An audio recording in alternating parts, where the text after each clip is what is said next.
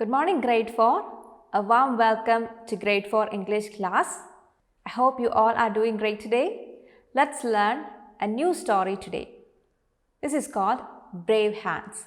This is from your English workbook, and this is a story about a brave little boy named Hans who lived in a city in Holland and how he saved his city from a great danger with his bravery. So all of you please take your English workbook and turn to page number 9. Got the book? Let's read the story.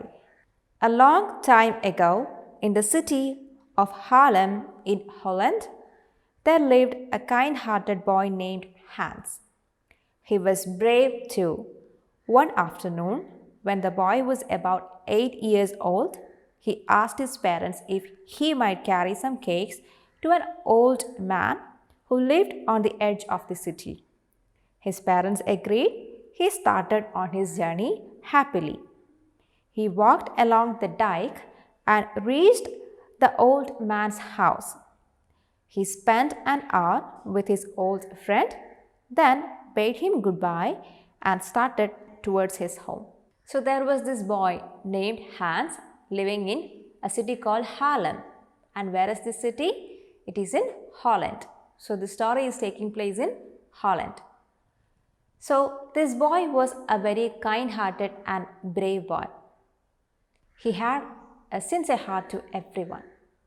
And he had this old friend, an old man who lived in the outskirts of the city. So one day, he thought of spending some quality time with his old friend.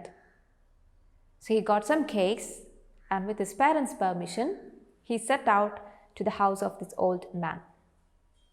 So by afternoon, he started from his home and reached his old friend's house.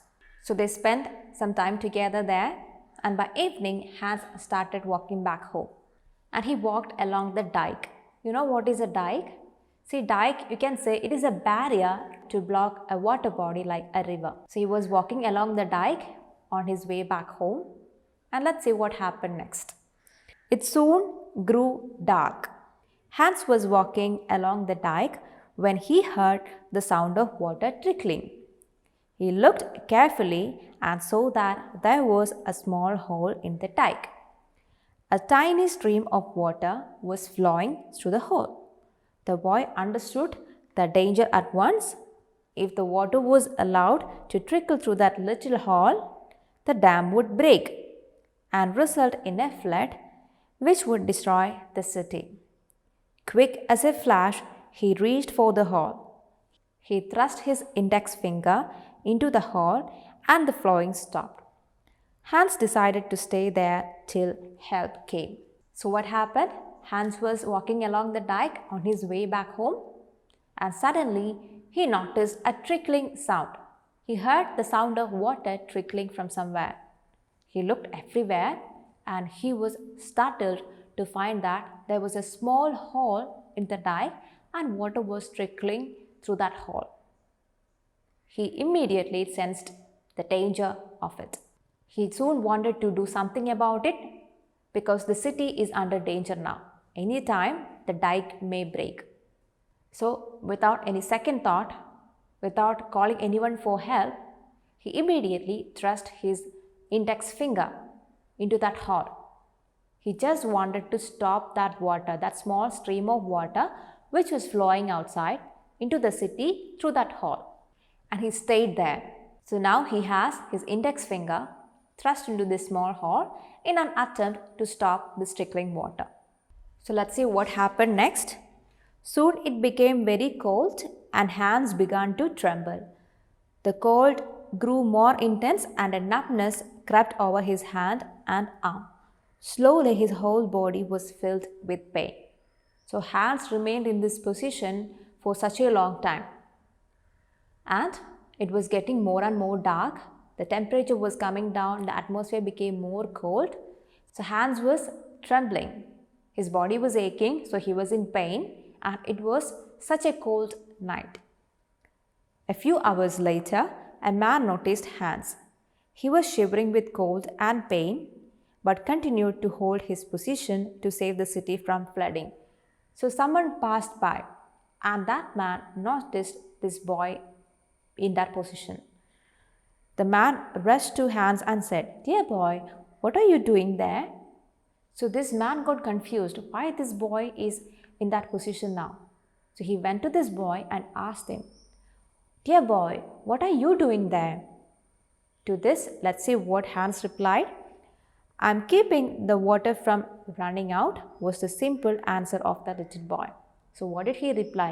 He just replied that he did not want the water to get wasted.